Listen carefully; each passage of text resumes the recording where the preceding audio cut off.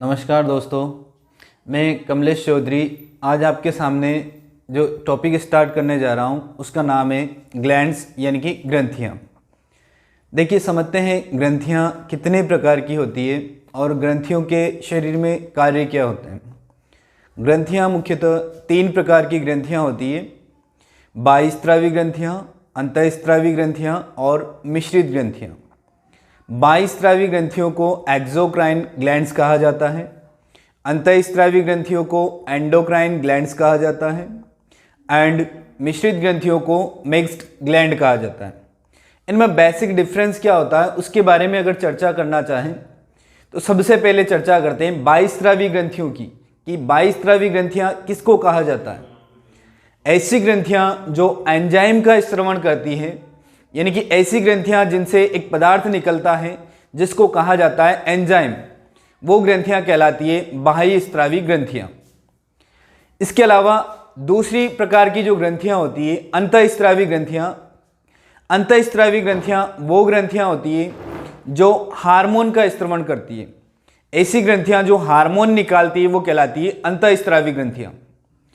ऐसी ग्रंथियां जो हार्मोन तथा एंजाइम दोनों निकालती हैं वो कहलाती है मिश्रित ग्रंथियां।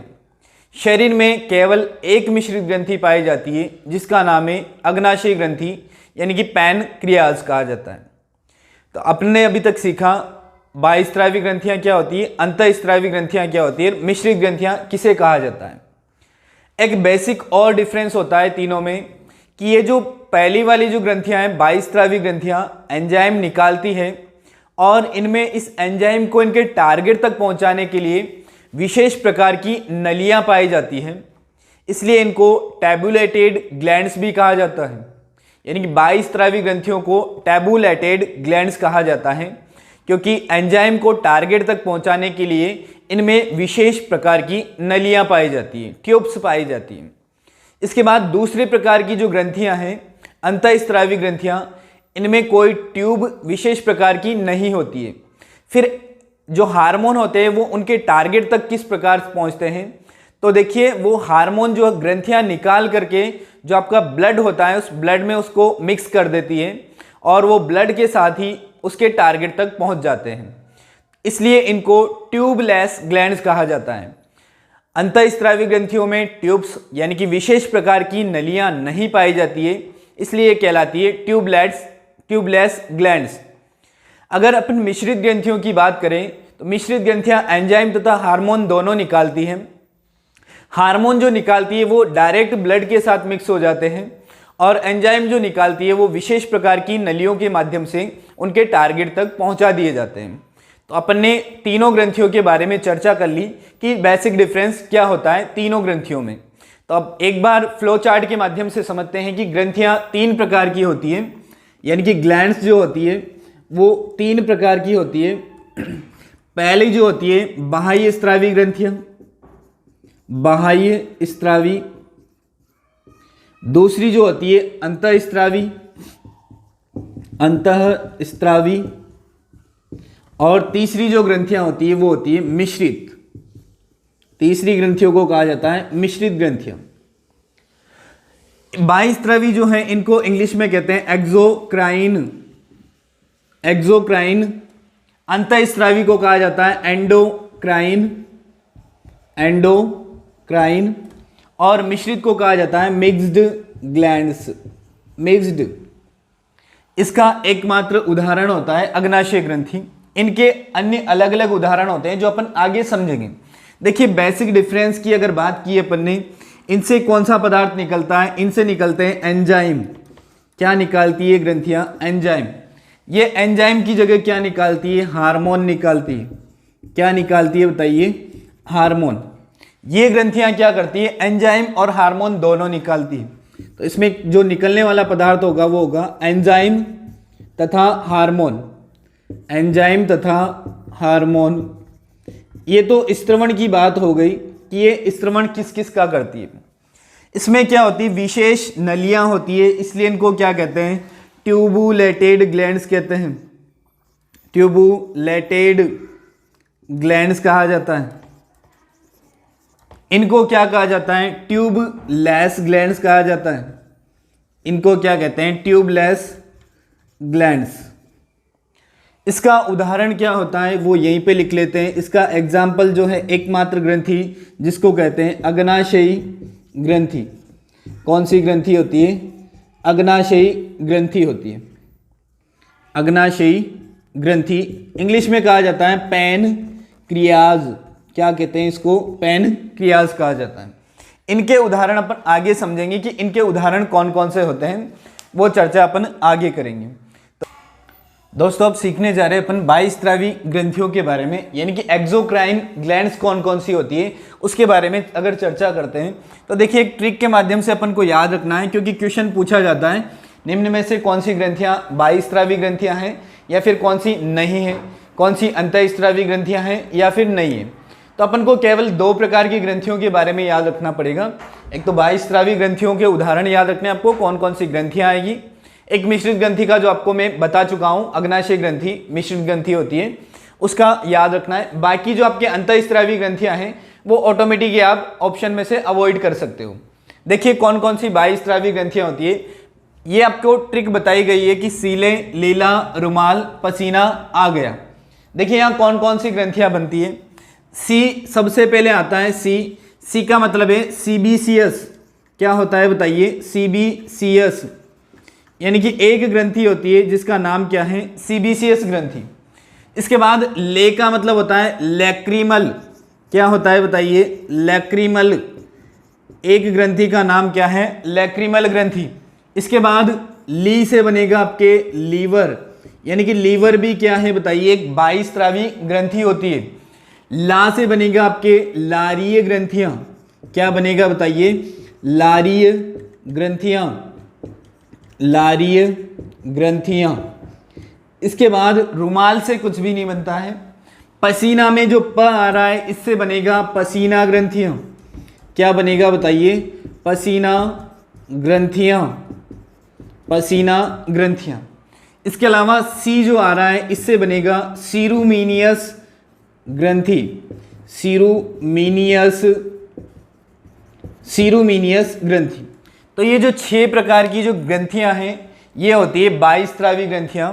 सबसे पहले सी से याद रखना है सीबीसीएस ग्रंथि, ले से लैक्रिमल ग्रंथि, ली से लीवर, ला से लारी ग्रंथियां, पसीना से पसीना ग्रंथियां और एक बार और सी आया है इससे बनेगा सीरूमिनियस ग्रंथि। अब देखिए इनके बारे में एक एक के बारे में अपन चर्चा करने जाएंगे। सबसे पहले ये वाली फिर ये वाली क्रम से पढ़ते जाएंगे कि किस किस ग्रंथि की क्या क्या विशेषता होती है। देखिए सबसे पहले चर्चा करने जा रहे हैं अपन सीबीसीएस ग्रंथि की। देखिए सीबीसीएस में आपको क्या याद रखना है? सीबी शब्द आ रहा है और सीबी से आपको याद रखना है सीबम। क्या याद रखना है बताइए? सीबम। यानी कि ये ग्रंथि जो पदार्थ निकालती है उसको क्या कहा जाता है? सीबम कहा जाता है। सीबम क्या होता है? ऑयल जैसा पदार्थ होता है। क्या होता है बताइए? ऑयल जैसा पदार्थ होता है, चिपचिपा पदार्थ होता है। स्किन से निकलता है ऑयल जैसा चिपचिपा पदार्थ। इसीलिए कोई बोलता है कि मेरी स्किन क्या है? ऑयली है, या फिर मेरी स्किन क्या है? ड्राई है। जिसके ये ऑयल ज़्यादा मात्रा में निकलता है उसकी स्किन ऑयली होती है, जिसके कम मात्रा में निकलता है उसकी स्किन ड्राई होती है। इससे ऑयल या फिर ऑयल जैसा पदार्थ निकलता है, इसीलिए इसको कहते हैं ऑयल ग्लैंड्स। क्या कहा जाता है बताइए? ऑयल ग्लैंड कहा जाता है, यानी कि तैलीय ग्रंथि। क्या कहा जाता है? तैलीय ग्रंथि कहा जाता है। कौन सी ग्रंथि को कहा जाता है बताइए? सीबीसीएस को। आपको पता है ये ऑयल या फिर तेल निकलता कहाँ से? त्वचा से। तो ये पाई कहाँ जाती है बताइए? त्वचा में पाई जाती है। कहाँ पाई जाती है? त्वचा में पाई जाती है। कहाँ पर पाई जाती है बताइए? त्वचा में पाई जाती है। कौन सी ग्रंथि बताइए? सीबीसीएस ग्रंथि। क्वेश्चन डायरेक्ट पूछा जाता है तैलीय ग्रंथि किसको कहते हैं? सीबीसीएस ग्रंथि को कहते हैं। इसके अलावा तैलीय ग्रंथि या फिर सीबीसीएस ग्रंथि से निकलने वाले पदार्थ का नाम क्या होता है? सीबम होता है। कहाँ पाई जाती है? लोकेशन पूछी जाती है तो कहाँ पाई जाती है? स्किन में या फिर त्वचा में पाई जाती है। अगली जो आपकी ग्रंथि आती है वो आती है लैक्रिमल ग्रंथि। कौन सी ग्रंथि बताइए? लैक्रिमल। देखिए लैक्रिमल शब्द का जो संबंध होता है वो होता है आंख से। किससे होता है बताइए? आंख से। तो आपको याद रखना है लैक्रिमल शब्द जहाँ भी आता है उसका सीधा संबंध किससे याद रखना है? आँख से। एक लैक्रिमल बोन भी होती है, यानी कि लैक्रिमल हड्डी भी होती है जो कहाँ पाई जाती है? आँख में। और लैक्रिमल जो ग्रंथि होती है वो भी कहाँ पे पाई जाती है? आँख में। अब आपको पता होगा कि आँख जो होती है, आँख से पदार्थ निकलता है या फिर लिक्विड निकलता है, जिसको क्या कहा जाता है? आंसू कहा जाता है। यानी कि ये ग्रंथि क्या करती है? आंसू का निर्माण करती है। आंसू का निर्माण करती है। कौन सी ग्रंथि बताइए? लैक्रिमल ग्रंथि। इसीलिए आंसू का निर्माण करती है, इसीलिए इसको कहा जाता है अश्रु ग्रंथि। क्या कहते हैं बताइए? अश्रु ग्रंथि कहा जाता है, या फिर कहा जाता है टीयर ग्लैंड। क्या कहा जाता है बताइए? टीयर ग्लैंड कहा जाता है। कौन सी ग्रंथि को बताइए? लैक्रिमल ग्रंथि को। तो लैक्रिमल ग्रंथि के बारे में आपको याद क्या क्या रखना है? लैक्रिमल का संबंध किससे है? आँख से है, यानी कि कहाँ पे पाई जाती है? आँख में पाई जाती है। कार्य क्या है? आँख से क्या होते हैं? आंसू का निर्माण होता है, यानी कि आंसू आते हैं, इसीलिए इसको क्या कहा जाता है? अश्रु ग्रंथि कहा जाता है, या फिर टीयर ग्लैंड कहा जाता है। देखिए तीसरी जो आपकी ग्रंथि आती है वो आती है लीवर। अब लीवर के क्या क्या टर्म्स है जो लीवर के लिए उपयोग में ली जाती है वो आपको याद रखना है। लीवर को लीवर कहा जाता है, यकृत कहा जाता है, जिगर कहा जाता है, कलेजा भी कहा जाता है, और हिपेट शब्द का इसके लिए उपयोग किया जाता है। तो लीवर के लिए आपको कौन कौन से शब्द याद रखने हैं? लीवर, यकृत, जिगर, कलेजा, और साइंस की टर्म्स में कौन सा टर्म्स यूज किया जाता है इसके लिए? हिपेट। आपने एक शब्द सुना होगा हिपेटोलॉजी।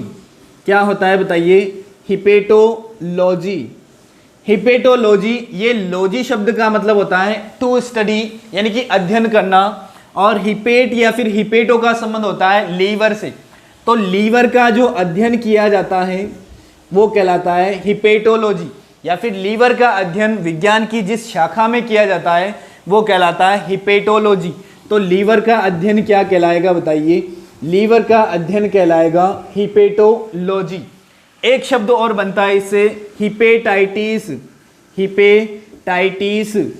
हिपेटाइटिस। हिपेटाइटिस का मतलब होता है लीवर में सूजन आना। देखिए एक शब्द आता है आइटिस। आइटिस का मतलब होता है स्वेलिंग या फिर सूजन आना।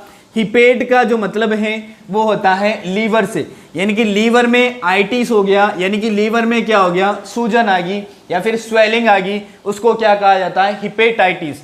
यानी कि हिपेटाइटिस क्या होगा बताइए? लीवर में सूजन आना। क्या होता है बताइए? लीवर में सूजन आना क्या कहलाता है? हिपेटाइटिस। क्वेश्चन इस प्रकार से पूछा जाता है, हिपेटाइटिस में कौन सा अंग प्रभावित होता है? तो आपको याद रखना है कौन सा अंग प्रभावित होता है? लीवर प्रभावित होता है। लीवर के ये सारे आपको नाम याद रखने हैं।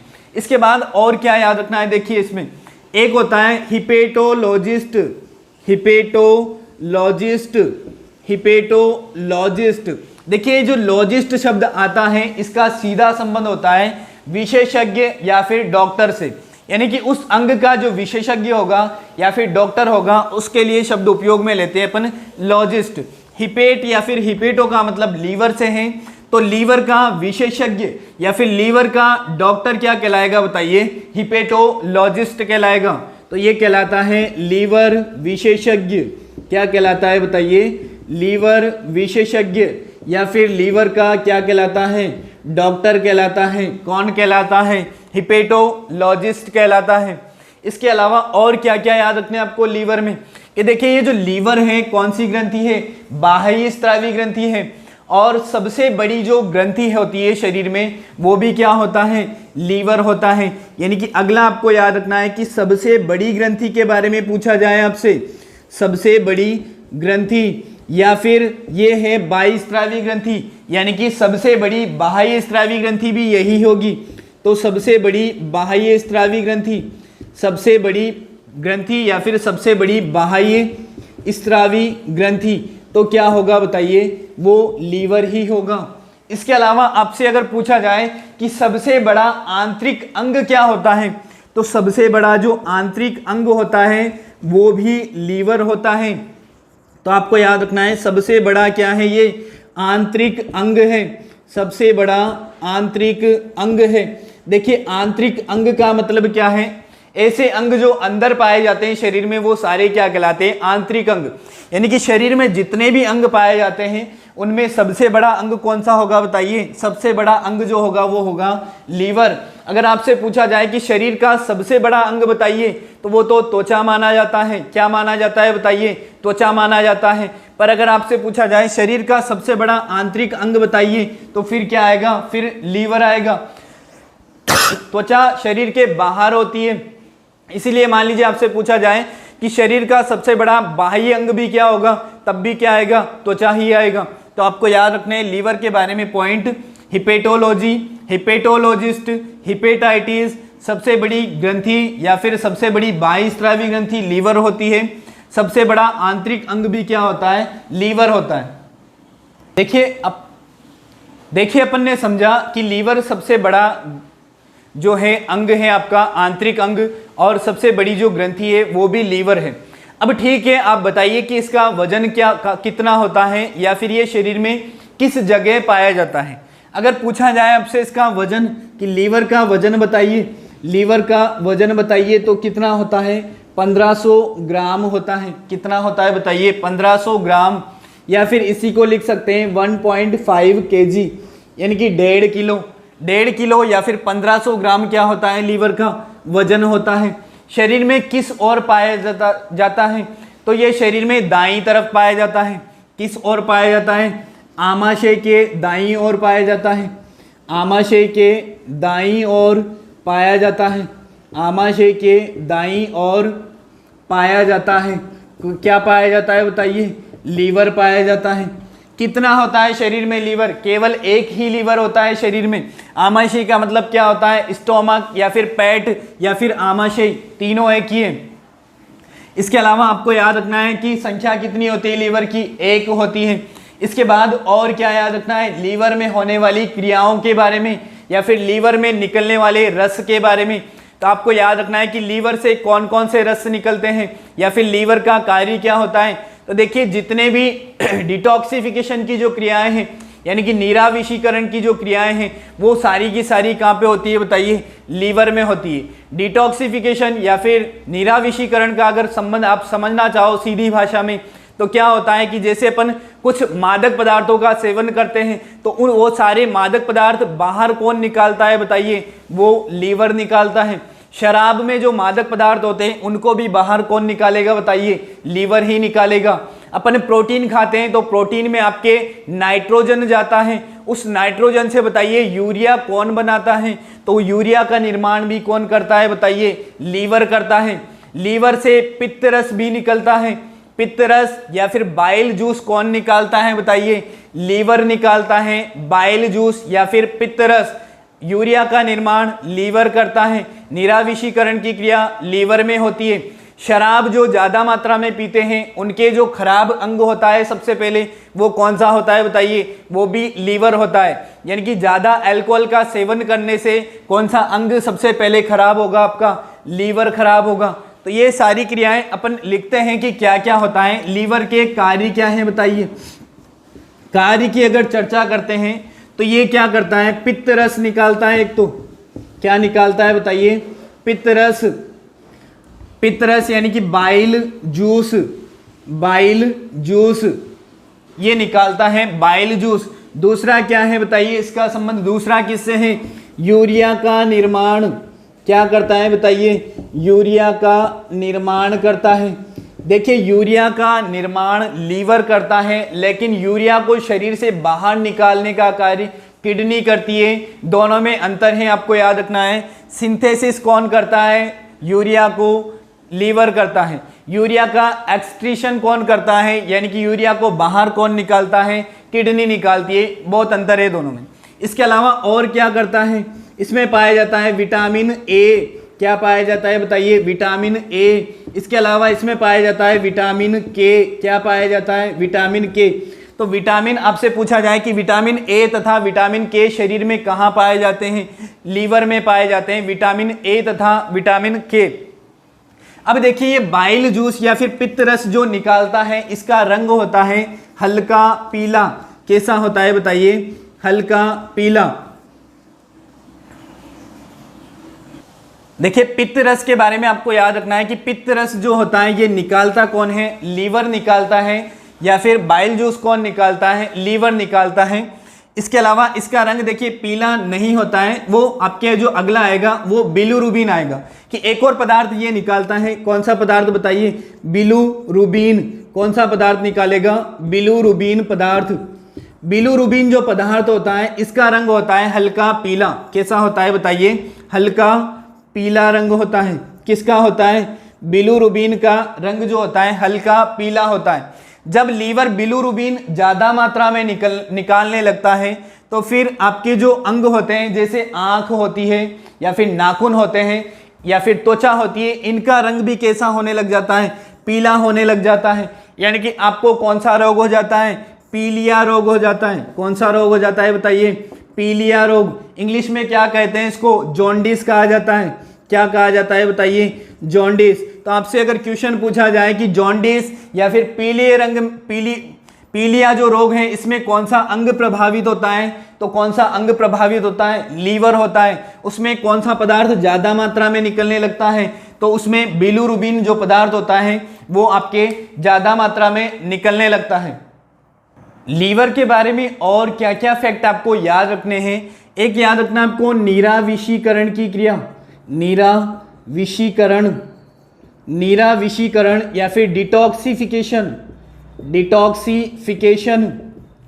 कौन सा अंग करता है बताइए, लीवर करता है। नीराविषीकरण की क्रिया कहाँ पे होती है बताइए, लीवर में होती है। इसके अलावा आपको याद रखना है अधिक अल्कोहल का सेवन करने पर, अधिक अल्कोहल का सेवन करने पर क्या हो जाएगा बताइए, लीवर खराब होने लग जाएगा, लीवर सड़ने लग जाएगा। करने पर लीवर सड़ने लगता है।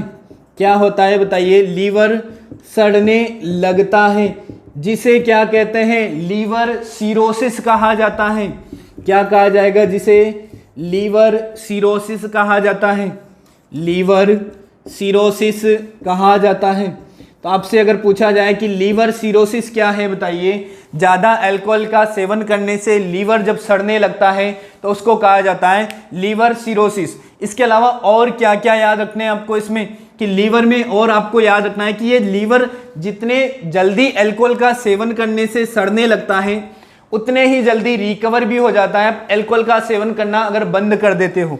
यानी कि इसकी जो क्षमता होती है सही होने की क्षमता या फिर रीजनरेशन पावर, वापस से ठीक होने की क्षमता, वो सबसे ज़्यादा कौन से अंग की होती है, लीवर की होती है। यानी कि सबसे ज़्यादा रीजनरेशन पावर, सबसे ज़्यादा जो रीजनरेशन पावर होती है, सबसे ज़्यादा रीजनरेशन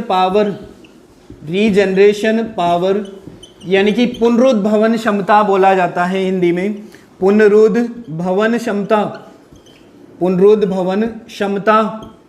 कौन से अंग की होती है बताइए, लीवर की होती है, लीवर की होती है। कौन से अंग की होगी बताइए, लीवर की। अगर आपसे पूछा जाए कि पुनरुद्भवन क्षमता जो होती है सबसे कम कौन से अंग की होती है, तो फिर आपको ब्रेन याद रखना है। ब्रेन की जो पुनरुद्भवन क्षमता होती है वो सबसे मिनिमम या फिर सबसे कम होती है। सबसे ज़्यादा मैक्सिमम किसकी होती है बताइए, लीवर की होती है। और इसके साथ ही आपका लीवर क्या हो जाता है, यहाँ पे फ्रीश हो जाता है। अगली जो ग्रंथियाँ आपके आती है वो आती है लारीय ग्रंथियाँ। कौन सी ग्रंथियाँ बताइए, लारीय ग्रंथियाँ। देखिए इसमें भी लारीय शब्द जो है यहाँ स्पष्ट हो रहा है कि लार से है, इसका सीधा संबंध किससे है बताइए, लार। यानी कि लारीय ग्रंथियाँ क्या करती है, लार का निर्माण करती है। क्या करती है बताइए, लार का निर्माण करती है, यानी कि फॉर्मेशन ऑफ स्लाइवा।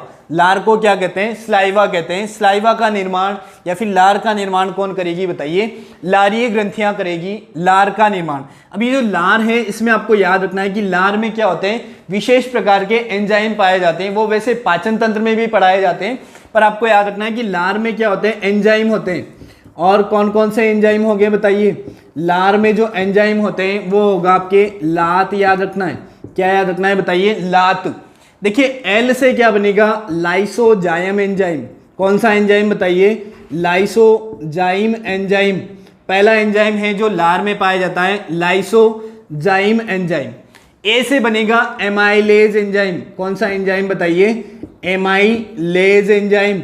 और ये जो एमाइलेज होता है ये किससे निकलता है? स्लाइवा से, इसीलिए इसको क्या कहते हैं? स्लाइवरी एमाइलेज कहते हैं। क्या कहते हैं बताइए?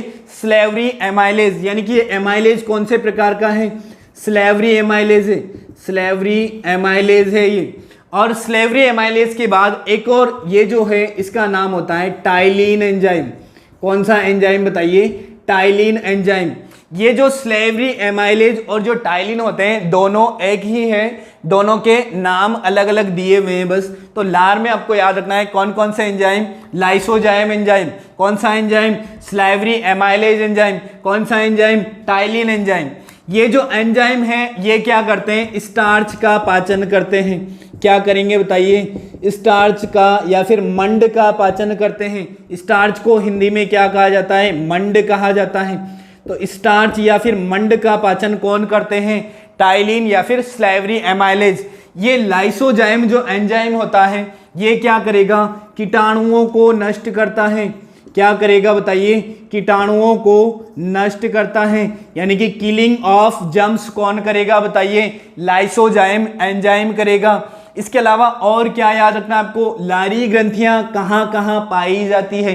तो लारी ग्रंथियां देखिए, दो लारी ग्रंथियां आपके कान के बिल्कुल नीचे की ओर होती है, दो लारी ग्रंथियां जीभ के नीचे की ओर होती है, दो लारी ग्रंथियां जबड़े में पाई जाती हैं।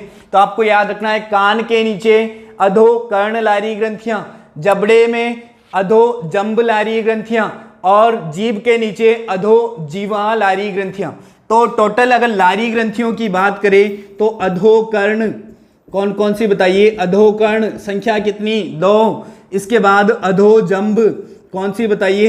अधोजंब संख्या कितनी? 2। इसके अलावा कौन सी? अधोजीवहा कौन सी बताइए? अधोजीवहा, इनकी संख्या भी बताइए कितनी? 2। तो टोटल लारी ग्रंथियां कितनी बताइए? 6 लारी ग्रंथियां पाई जाती है। कितनी बताइए? 6। स्लेवरी ग्लैंड्स किसको कहा जाता है बताइए? लारी ग्रंथियां किसको कहा जाता है? तो लारी ग्रंथियां जो लार का निर्माण करती है वो कहलाती है लारी ग्रंथियां। एंजाइम ये 3 एंजाइम निकालती है, लाइसोजाइम, एमाइलेज, टाइलिन।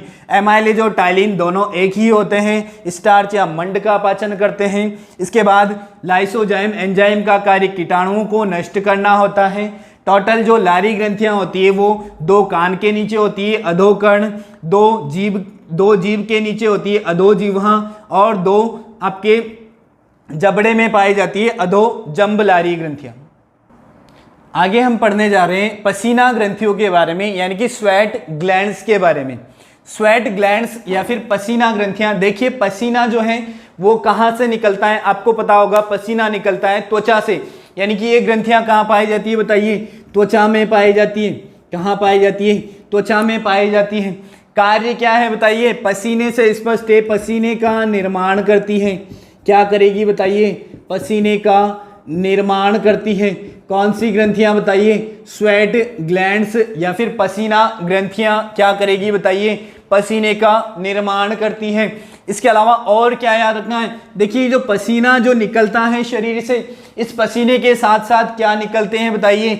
इस पसीने के साथ कुछ ऐसे पदार्थ निकलते हैं जो आपके शरीर को क्या कर सकते हैं बताइए? नुकसान पहुंचा सकते हैं। तो देखिए कौन कौन से पदार्थ, जैसे कुछ मात्रा में इसमें लवण निकलते हैं, लवण, कुछ मात्रा में यूरिया, कुछ मात्रा में क्या निकलता है बताइए? यूरिया निकलता है।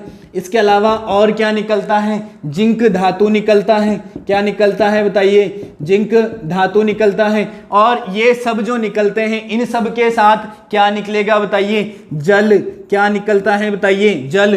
तो इतने सारे पदार्थों का स्त्रवण कौन सी ग्रंथियों के माध्यम से होता है बताइए? पसीना ग्रंथियों के माध्यम से होता है। और बताइए पसीना ग्रंथियां कहाँ पाई जाती है? त्वचा में पाई जाती है। देखिए दोस्तों अगली जो आपकी ग्रंथियां आती है वो आती है सीरूमिनियस ग्रंथि। सीरूमिनियस का कैसे याद रखना है आपको? ये जो सीरूमिनियस लिखा है इसमें से एक चीज लेनी है आपको, सीरूमीन। क्या लेना है बताइए? सीरूमीन लेना है। यानी कि इससे जो निकलने वाला पदार्थ होता है उसको क्या कहा जाता है? सीरुमीन कहा जाता है। यानी कि ये किसका स्त्रवण करती है, ये ग्रंथियां एक एंजाइम निकालती है जिसको क्या कहा जाता है, सीरुमीन कहा जाता है। ये जो सीरुमीन एंजाइम है या फिर ये जो सीरुमीनियस ग्रंथि है ये कहाँ पर पाई जाती है, सीरुमीनियस ग्रंथि पाई जाती है कान में। कहाँ पाई जाती है बताइए, कान में पाई जाती है। और कान में पाई जाती है इसीलिए इसको क्या कहते हैं बताइए, ईयर ग्लैंड कहा जाता है। क्या कहा जाता है बताइए, ईयर ग्लैंड कहा जाता है। किसको कहा जाता है, सीरुमीनियस ग्रंथि को कहा जाता है। पदार्थ कौन सा निकालती है, सीरुमीन पदार्थ निकालती है। इसके अलावा अपने सीरुमीन पदार्थ के बारे में अगर जानना चाहो तो क्या होता है, देखिए सीरुमीन क्या होता है, एक ऑयल जैसा चिपचिपा पदार्थ होता है जो ये ग्रंथियां निकालती है। और इसका कार्य क्या होता है कान में, कि कान में जो आपके धूल मिट्टी के कण चले जाते हैं उन सभी को क्या कर लेता है, ये इसमें मिक्स कर लेता है। और फिर क्या होता है, आपके मेल जैसा या फिर मली जैसा चिपचिपा पदार्थ बन जाता है। और फिर वो क्या होता है, धीरे धीरे शरीर से बाहर निकलने लगता है या फिर आप निकाल देते हैं उसको। तो आपको सीरुमीनियस ग्रंथि के बारे में याद रखना है कि इससे पदार्थ कौन सा निकलेगा, सीरुमीन। पाई कहाँ जाएगी, कान में, इसीलिए इसको क्या कहा जाएगा, ईयर ग्लैंड कहा जाता है। और इसी के साथ आपके ये जो बाह्य स्रावी ग्रंथियां होती है ये अपन ने कंप्लीट कर ली है। और इसके बाद अपन अगली ग्रंथियां जो है नेक्स्ट वीडियो में पढ़ेंगे। और इस तरह के वीडियो देखना चाहते हो या फिर यूट्यूब पे बार बार पाना चाहते हो तो हमारे चैनल को लाइक, शेयर एंड सब्सक्राइब कीजिए। Thank you very much.